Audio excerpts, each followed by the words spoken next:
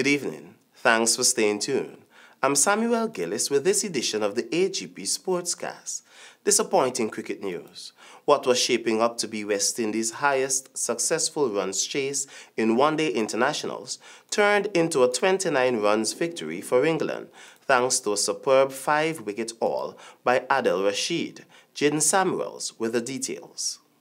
Responding to England's 418, West Indies was well on course for another victory, credit to Chris Gale's 162 and Darren Bravo's 61, who together were responsible for more than half the required target, but the remaining 8 wickets fell for just 119 runs.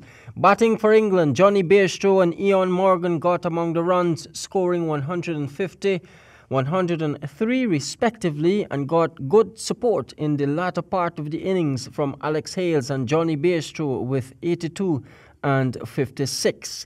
The Caribbean side did get off to a flyer, but nothing this time around from Shemron Hetmeyer. He was out to a nothing shot really for just 6, which in the end reflected on the outcome, England winning with 13 balls to spare. Bowling for England, this time it was Adil Rashid. He took 5 for 85 from his 10, while Mark Wood took 4 from his 10 overs. The two sides will meet for the final one-day in St. Lucia on Saturday. Jaden Samuels, Hgp Sport.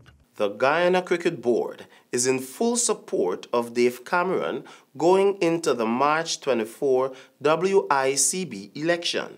Cameron would need at least 7 of the 12 votes up for grabs to win a 4th consecutive term. Stanford Howard reports. With 25 days to go before the WICB elections, the Guyana Cricket Board confirmed today that Dave Cameron will have our vote and full support in the upcoming elections. Speaking to Hgp Sport on Wednesday, Secretary of the Guyana Cricket Board, Anand Sanasi, mentioned that the board and its members are supporting the current president as he seeks a 4th term at the helm of West Indies cricket. Former Tourism Minister of St. Kitts and Nevis, Ricky Scarrett, 62, and Dr. Kishore Shallow, a 35-year-old entrepreneur, are campaigning to unseat the president. Cameron was the lone nominee for the position back in 2017 and received all 12 votes from the regional boards. Throughout his tenure, Cameron's policy and decisions have been criticized by many former cricketers as well as by fans. The absence of any opposition on the WICB board has been in the main reason Cameron has managed to continue as the head of the WICB. Nonetheless, some on the WICB board remain skeptical of Cameron.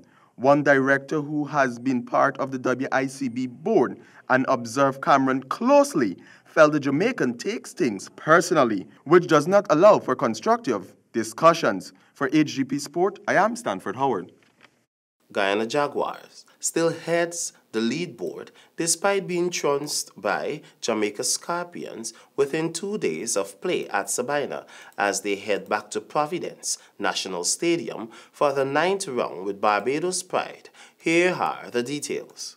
The Guyana Jaguars suffered a heavy defeat to the Scorpions last week within 2 days of the 8th round of the Windies Championship Regional 4-day tournament. The Jaguars, who have held on to the top spot since the tournament began, continue to hold on as they aim to capture their 5th consecutive title. The Guyana Jaguars now sit on 117.2 points, with the Leeward Islands Volcanoes, their closest competitors, going into the 9th round on 93.4 points. The Barbados Prides have creeped into 3rd position, 90.6 points, after they defeated Trinidad and Tobago, who are at the bottom of the table with 67.4 points. The Jaguars' full squad reads: Age Narayan Chandrapal Himraj, Raymond Reefer, Leon Johnson, Vishal Singh, Anthony Bramble, Christopher Barnwell, Romario Shepherd, Versami Primol, Gudakish Munti, Akshaya Prasad, Shafan Renthafer, Roma Lewis. The 9th round would bowl off at the Providence National Stadium at 10:00 hours a.m. on Thursday. For Hgp Sportscast, I am Samuel Gillis.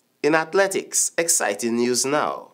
Athletes from all across Guyana are preparing and have been qualified to meet on Easter weekend for Carifta Games track and field events. Stanford Howard tells us more.